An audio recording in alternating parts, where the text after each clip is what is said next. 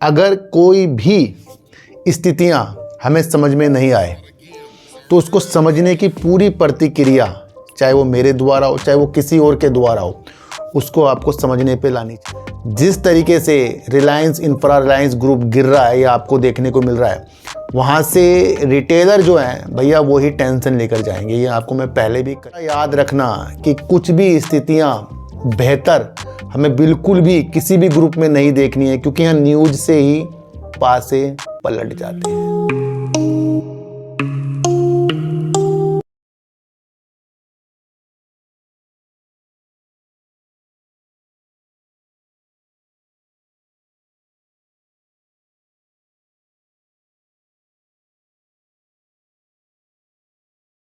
नमस्कार, मैं स्वागत करता हूं आपका अपने ही चैनल पर जिसका नाम है सार्थक बाजार से। आज बात करेंगे सर रिलायंस ग्रुप की, और रिलायंस पावर हो या आपका रिलायंस इंफ्रा हो, दोनों के अंदर जो लोअर सर्किट लगे हैं भैया खुलने का नाम नहीं लिया है।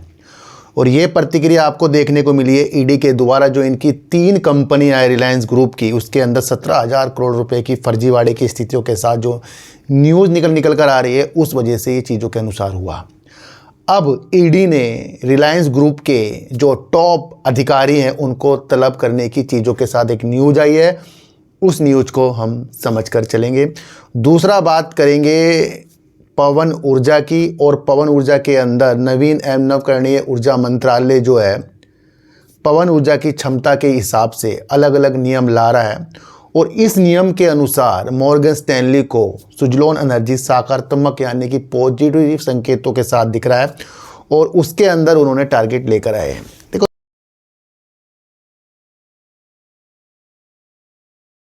सर, एक चीज़ मैं आपको एक बता दूं, अगर कोई भी स्थितियां हमें समझ में नहीं आए तो उसको समझने की पूरी प्रतिक्रिया, चाहे वो मेरे द्वारा हो चाहे वो किसी और के द्वारा हो, उसको आपको समझने पे लानी चाहिए। आर पावर, आर इंफ्रा की स्थितियां मैं आपको बीते दिनों से ही बता रहा हूं। ईडी वाली न्यूज़ होगी या दूसरी न्यूज़ होगी, उसको हर बेखूबी से बता रहा हूं। दोनों कंपनियां बेहतर वर्क कर रही हैं, फ्यूचर के लिए वर्क कर रही हैं, बेहतर तरीके से आपको बता रहा हूं।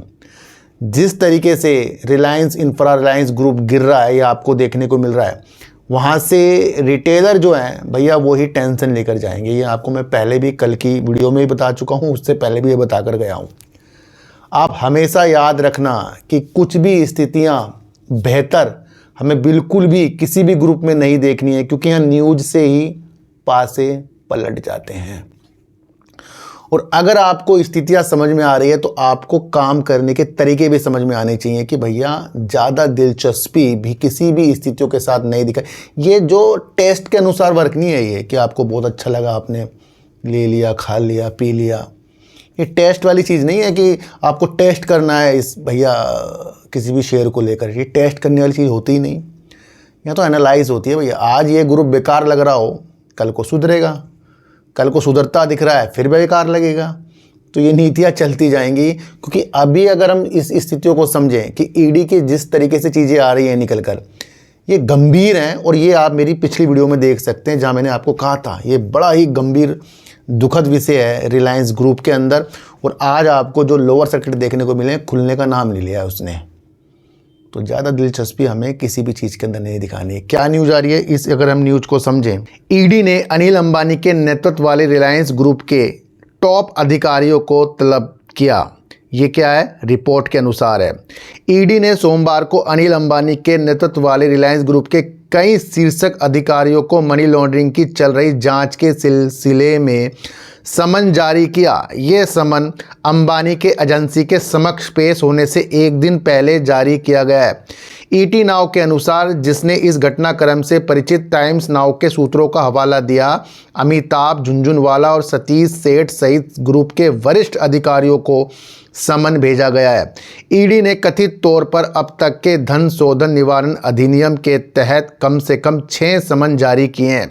ईडी ने अपनी जांच के तहत पहले भी इन सभी अधिकारियों के ठिकानों पर छापेमारी की थी। एजेंसियों की संदेह है कि इन लोगों ने बैंकों के एक ग्रुप के साथ कथित तौर पर धोखाधड़ी करने वाले लेन देन को अंजाम देने में अहम भूमिका निभाई थी। देखो सर, ये जो भी मामला है, ये या तो ना रिलायंस पावर की तरफ से ना रिलायंस इंफ्रा की तरफ से, ये और अन्य इनकी जो 3 कंपनियां हैं जो बिकने की कगार में है, दिवाले कगार में है, उसके अंदर जो 17,000 करोड़ की स्थितियां हैं जिसमें धोखाधड़ी की स्थितियां बताई जा रही हैं, ये उस स्थितियों के साथ बीती न्यूज उछली है। और देखने को ये तब मिल रहा है जब इनके शेयरों के अंदर अच्छी खासी तेजी आई थी, है ना। तो कभी भी न्यूज आ सकती है, मैं आपको कई बार बताकर चल रहा हूँ। दूसरे सोमवार को ईटी ब्यूरो के एक एक्सक्लूसिव रिपोर्ट में खुलासा हुआ कि ईडी लगभग 20 सार्वजनिक और निजी क्षेत्रों के बैंकों के अधिकारियों को भी तलब करने की योजना बना रही है। सबसे इंपॉर्टेंट है कि सरकारी हो चाहे प्राइवेट बैंक हो, और अब उनके तलब करने की योजना बना रहा है। भैया अब किस किस के बैंकों के नाम आएंगे ये अब आपको सोचना है। जिन्होंने रिलायंस ग्रुप की विभिन्न कंपनियों को ऋण दिया था, अगर किसी भी बैंक से संबंधित ये चीज़ें हुई और ईडी को कुछ चीज़ें लगी तो वो चाहे सरकारी बैंक हो चाहे वो निजी बैंक हो, थोड़ा सा वो भी सख्ते में आएंगे, आप समझ कर चल रहा। क्योंकि भैया किस हिसाब से इन लोन की स्थितियाँ बांटी गई थी। एजेंसी इन अधिकारियों से ऋण स्वीकृत करने से पहले की गई जांच पड़ताल और पुनर्भुगतान विफल होने पर उठाए गए कदमों के बारे में पूछताछ करना चाहती है। तो भैया ये सबसे इंपॉर्टेंट चीज़ आ गई जहाँ पर आपको हर एक स्थिति समझनी पड़ेगी। एक वरिष्ठ अधिकारी ने ईटी को बताया कि हम ये पता लगाने चाहते हैं कि बैंकों ने डिफ़ॉल्ट करने वाली कंपनियों के खिलाफ क्या कार्रवाई की, अगर कोई कार्रवाई की भी है, क्या उन्होंने किसी जांच एजेंसियों में शिकायत दर्ज कराकर कंपनियों के खिलाफ आपराधिक मामला दर्ज करने की मांग की है। ईटी के रिपोर्ट के अनुसार ईडी की जांच में ऋणदाताओं द्वारा अपनाई गई क्रेडिट मूल्यांकन प्रक्रियाओं को समझाना भी शामिल होगा, जिनमें से कई के बारे में माना जाता है कि उन्होंने ऐसे ऋण जारी किए जो बाद में एनपीए में बदल गए। तो ये सबसे इंपॉर्टेंट चीज़ है। देखो सर, मैं आपको बताऊं, ये जल्दी वाला मामला शांत होने वाला नहीं है, ये मैंने आपको पिछली बार ही बताया था। कई सरकारी और निजी कंपनियों को यानी कि उनसे भी तलब किए जाएंगे, उनसे पूछा जाएगा स्थितियों के साथ। तो ये मामला ज़्यादा से ज़्यादा उलझता जा रहा है, जहाँ जहाँ ईडी अपनी अलग अलग स्थितियों के सामने हमें बता रहा है। तो अब ये ईडी के द्वारा टॉप ग्रुप के अधिकारियों को तो समन की स्थितियां बताई गई, ये एक बहुत निगेटिव चीज़ है और ये आपको आज देखने को भी मिल गया होगा। दूसरा, अगर ये मामला मैं आपको बताऊं, 17,000 करोड़ रुपए का ऋण धोखाधड़ी मामला है ये आप समझ कर चलना। और जहां पर इनकी जो 3 कंपनियां हैं, जिसके अंदर रिलायंस होम फाइनेंस लिमिटेड है, रिलायंस कमर्शियल फाइनेंस लिमिटेड है और आरकॉम को दिए गए लगभग 17,000 करोड़ रुपए के ऋण में कथित अनियमितताओं से जुड़ी है। ठीक है सर, ये इन स्थितियों के साथ जहां पर 5,901 करोड़ रुपए, 8,226 करोड़ रुपए और 4,105 करोड़ रुपए ये यस बैंक की स्थितियों के साथ है। के अलावा इसमें शामिल अन्य वित्तीय संस्थानों में भारतीय state bank, UCO bank, axis bank, ICI bank, HDFC bank, bank of India और पंजाब एंड सिंध बैंक शामिल हैं। तो भैया अब आप समझ कर चलो कि ईडी अब इन बैंकों से भी पूछताछ की स्थितियां बनाकर चल सकता है कि किस हिसाब से ये चीज़ें की गई थी जो स्वीकृत लोन हुए थे उस टाइम। तो ये बड़ा गंभीर विषय और ये काफ़ी लंबा खींचने की स्थितियों के साथ आ रहा है ना। तो शेयर बाजार ये नहीं कि पैसा लगा कर ही अमीर होंगे, पैसा लगा गरीब भी हो सकते हैं यहाँ पर आपको मैनेजमेंट करना बिल्कुल से बिल्कुल आना चाहिए, मैं आपको बता दूँ। देखो सर, आज मैं आपको बताऊं, सुजलॉन एनर्जी की स्थितियां बेहतर वर्क कर रही है। देश की बड़ी कंपनी है, सरकारी कंपनियों से यानी सरकारी कंपनी हो गया, प्राइवेट कंपनियों से अपने ऑर्डर बुक के साथ अच्छी स्थितियों के साथ आगे बढ़ रही है। आगे जाकर फ्यूचर पवन ऊर्जा यानी नवकरणीय ऊर्जा का भी है, ये आपको समझ के चलना चाहिए। 500 गीगावाट के अंदर पवन ऊर्जा भी कुछ क्षमता बनाएगा। तो इसी स्पेशल आपको ये समझना है कि ना तो सुजलॉन एनर्जी अकेला ये वर्क कर सकता है, ना ये आइनॉक्स विंड कर सकता है, ना ये अडानी कर सकते हैं, ना अलग, ये सब मिलकर स्थिति को कर सकते हैं। और अगर मॉर्गन स्टैनली को नवीन एवं नवकरणीय ऊर्जा मंत्रालय की तरफ से कुछ नियम आए हैं, जहाँ से यहाँ की जो स्थानीय कंपनियाँ हैं जैसे कि आइनॉक्स विंड, सुजलॉन एनर्जी, इस तरह की जो पवन ऊर्जा कंपनियाँ हैं, उनकी स्थितियाँ बेहतर हो सकती है। लेकिन मॉर्गन स्टैनली को जो अच्छी चीज़ दिखी है वो सुजलॉन एनर्जी की तरफ दिखी है।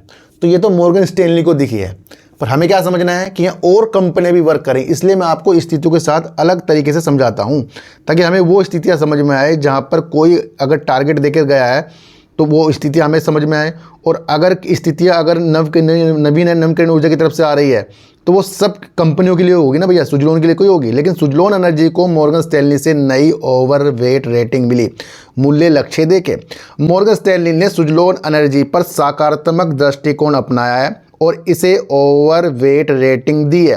ये रेटिंग मुख्य रूप से पवन ऊर्जा उत्पादन के स्थानीयकरण के लिए नवीन एवं नवकरणीय ऊर्जा मंत्रालय के दिशा निर्देशों के जवाब में दी गई है। ब्रोकिंग का रुख तेजी का है और घरेलू मूल उपकरण निर्माता OEM के संभावनाओं के आधार पर 77 रुपये का लक्ष्य मूल्य रखा गया है। सुजलोन एनर्जी का 77 रुपये का टारगेट जो है मॉर्गन स्टैनली ने रखा है और आपको पता रखना चाहिए कि इससे ऊपर भी शेयर गया था एक बार, जिसमें सुजलोन एक प्रमुख खिलाड़ी है। नए MNRI नियमों को उत्प्रेरक के रूप में देखा जा रहा है, जो घरेलू स्तर पर उत्पादित घटकों के उपयोग को अनिवार्य बनाकर स्थानीय निर्माताओं के लिए प्रतिस्पर्धा और मूल्य निर्धारण में सुधार लाएगा। तो ये आप समझ कर चलना। मुख्य बात यह है कि नए नियम सुजलोन जैसी घरेलू OEM कंपनियों के लिए ज़्यादातर अनुकूल माहौल तैयार करेंगे। तो यहाँ ज़्यादा से ज़्यादा सुजलोन एनर्जी फोकस की स्थितियों के साथ है। लेकिन मैंने आपको क्या कहा है कि अगर नवीन एवं नवकरणीय ऊर्जा मंत्रालय यहाँ पर स्थानीयकरण को अच्छा करने की स्थिति को बेहतर हो रहा है तो और कंपनी भी यहाँ वर्क करती है, आप समझ कर चलना। MNRE के दिशा निर्देशों के अनुसार निर्माताओं को ब्लेड, टावर, जनरेटर और गियर बॉक्स जैसे महत्वपूर्ण घटकों के लिए विक्रेताओं और स्रोतों का विवरण देना होगा। इसके अलावा मंत्रालय घटक निर्माण इकाइयों का निरीक्षण करेगा और पवन टरबाइन घटकों के लिए एक ALMM यानी मॉडलों और निर्माताओं की अनुमोदित सूची जारी करने की योजना बना रहा है। बेहतर मूल्य निर्धारण स्तर भी एक कारक है, क्योंकि डेवलपर्स जो पहले सस्ते आयात पर निर्भर थे, विशेष रूप से चीन से, अब उन्हें स्थानीय स्तर पर ही सामान खरीदना पड़ेगा। क्या लाइन है ये? जो यहाँ के डेवलपर्स थे, जो मतलब कि पवन ऊर्जा की स्थितियों के साथ वर्क कर रहे थे, जो चीन से हम आयात करते थे, अब उसे यहीं से खरीदना पड़ेगा। तो यहाँ की कौन कौन सी कंपनियाँ हैं जिस इस स्थिति को वर्क कर रही है ना, तो वो ये न्यूज़ है, बड़ी गंभीर न्यूज़ है। और जिससे कोई अगर समझे, यहाँ से यहाँ की कंपनियों को बढ़ावा मिल सकता है, ना कि एक कंपनी की तरफ हम फोकस नहीं कर सकते। हमें और कंपनियों की तरफ भी देखना चाहिए कि क्या उस स्थिति के साथ वो कंपनी वर्क कर रही है। ब्रोकरेज के अनुसार नियमों में पवन टरबाइन के लिए डेटा केंद्रों, नियंत्रण प्रणाली और अनुसंधान एवं विकास के स्थानीयकरण को अनिवार्य किया गया है, जिससे घरेलू परिस्थितिकी तंत्र और मजबूत होगा। जिन मौजूदा पवन ऊर्जा अनुबंधों के लिए पहले ही बोली लगाई जा चुकी है, उन्हें अगले 3 वर्षों के भीतर चालू होने पर छूट दी गई है। नए पवन ऊर्जा निर्माताओं या नए मॉडलों को नामांकन की तारीख से 2 वर्षों के लिए 800 मेगावाट तक की सीमित रखा गया है। तो ये स्थिति आप समझकर चलें। ब्रोकरेज ने इन आदेशों को सुजलोन के लिए सकारात्मक बताया है, जिससे कंपनी को घरेलू बाजार में हिस्सा बढ़ाने और बेहतर मूल्य निर्धारण का लाभ मिलेगा। तो यहाँ पर मॉर्गन स्टैनली को सुजलोन एनर्जी अच्छा लग रहा है। तो आज की न्यूज़ में बहुत कुछ छुपा है, इसको आपको ऑब्जर्व करना है, समझना है और आगे की स्थिति को देखना है। किसी भी कंपनी को टॉप पर देखना, ये स्थिति हमारी नहीं हो सकती जब तक कि उसकी स्थिति टॉप पर जाने वाली सुचारू रूप से ना हो। तो बीच में कभी भी न्यूज़ आ सकती है, आप समझ कर चलना। किसी भी एक कंपनी के ऊपर दिल बिल्कुल भी नहीं लगाना है। यहाँ पर कब किस चीज़ के पासे पलट जाते हैं, ये आपको समझ कर चलना है। किसी की भी बातों में आपको आना ही नहीं है, जो आपको ये बोल दे, वो कर दे, ये कर दे, वो कर दे, जो आपको अलग तरीक़े से नीतियों के साथ जाए। सिर्फ आपको न्यूज़ समझने पर फोकस रखना है और करना वही है जो आपको अच्छा लगे। तो अपनी एनालाइज को भी आपको सबसे आगे रखना है, मेरी नहीं, सबकी एनालाइज को फेल करो, अपनी एनालाइज को आपको आगे करना है जो आपको समझ में आ रहा है। क्योंकि बाद में कुछ स्थितियों के साथ अगर कोई टारगेट से आपको नवाज रहा है और उस टारगेट के हिसाब से आप खरीद रहे हो और वो टारगेट ना पूरे हो, फिर आप उसे दोष देते हो। इसलिए हमने आज तक के टारगेट पर वर्क ही नहीं किया। ना मेरा कोई टेलीग्राम, ना कोई व्हाट्सएप ग्रुप है और ना ही आज तक मैंने बनाया है। तो सर सच्ची वीडियो देखिए, अच्छी वीडियो देखिए, समझ कर देखिए। तो सर चींटी को आटा दीजिए, गाय को रोटी दीजिए और अपने बच्चों को ज़्यादा से ज़्यादा प्यार कीजिए, क्योंकि बच्चे ही मासूमियत से किस्मत पलटेंगे। तो फिर मिलेंगे आपसे नए वीडियो के साथ। जब तक के लिए नमस्कार।